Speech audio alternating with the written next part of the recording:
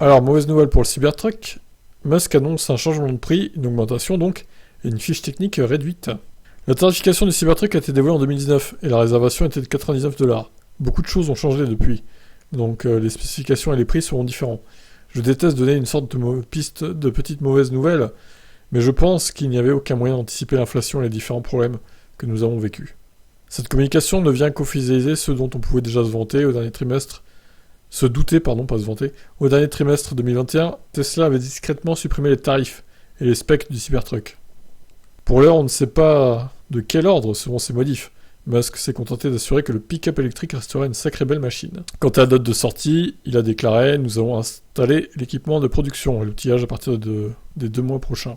Il s'attend à ce que la production de masse débute au milieu de l'année prochaine. » Il est toutefois probable que les US soient servis en premier, que l'Europe doive se montrer patiente. Tu m'étonnes. Ouais, bon, le Cybertruck, je pense qu'il y a beaucoup de monde au final qui vont se désister, qui vont demander un remboursement de leur réservation. Et je pense qu'il va pas marcher si autant qu'on veut bien le croire, ce véhicule. Et ça va même être un flop. Voilà, j'annonce. Le Cybertruck sera un flop. Alors pas un flop retentissant non plus, pas de quoi couler Tesla. Mais je pense qu'il va pas marcher très bien, contrairement à la concurrence des F-150, etc. Après, je peux me tromper, on verra. Et on a hâte de voir évidemment la nouvelle fiche technique et les nouveaux prix. Parce que ça aussi, ça va participer à si oui ou non, ça sera un flop ou un succès. Allez, ciao.